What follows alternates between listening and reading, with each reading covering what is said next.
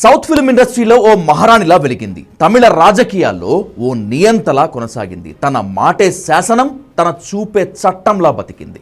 అహంకారం, అంతకు మించి అధికారం, అపరిమితమైన అవినీతి సొమ్ము ఇవన్నీ ఆమెను చివరి రోజుల్లో కాపాడలేకపోయాయి. జీవోత్సవంలా సెలైన్ బాటిళ్లతో ఆఖరి గడియల్లో బతుకు వెళ్లదీసింది. ఆమె ఎవరో మీకు ఇప్పటికే అర్థమై ఉంటుంది. పురచిత లైవి వన్ అండ్ ఓన్లీ అమ్మ జయలలిత. ఇప్పుడు 4,000 కోట్ల రూపాయల ఆమె ఆస్తి ఎవరికి చెందుతుందో అర్థం కాక చివరికి ప్రభుత్వ పరం చేస్తున్నారు. బతుకంతా ఆరాటపడి కూడబెట్టినవి ఏవి మనతో రావని జయలలిత ఆస్తుల కథ మరోసారి ప్రపంచానికి చాటి చెప్పింది.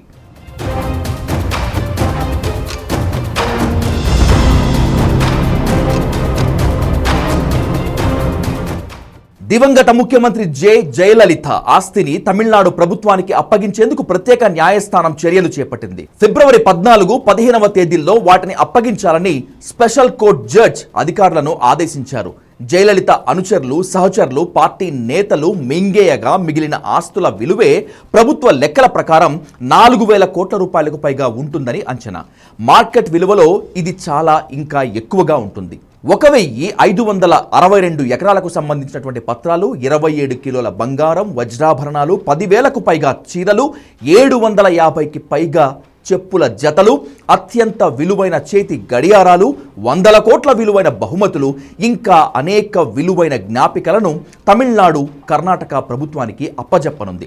ఈ ఆస్తులు, వస్తువులు తమకే చెందాలంటూ తామే జయలలితకు నిజమైన వారసులమంటూ దీపా వేసుకున్న పిటిషన్ను కర్ణాటక హైకోర్టు కొట్టేసింది. 10 ఏళ్ల కిందట ప్రభుత్వం లెక్కల ప్రకారం ఈ ఆస్తుల విలువ 913 కోట్ల రూపాయలు కాగా ఇప్పుడు వాటి విలువ 4,000 కోట్ల రూపాయలకు పైగానే ఉండొచ్చనేటువంటిది ఓ అంచనా. మొత్తం మార్కెట్లో వీటి విలువను లెక్క గడితే ఇంకెన్ని వేల కోట్ల రూపాయలు ఉంటుందో లెక్కకు అందదు.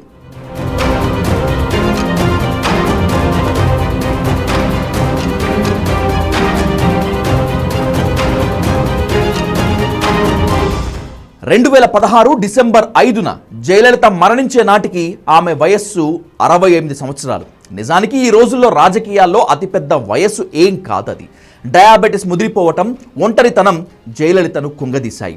రాజకీయాల్లోకి రాకమునుపు తెలుగు, తమిళ, కన్నడ భాషల్లో 140కి పైగా సినిమాల్లో నటించింది జయలలిత.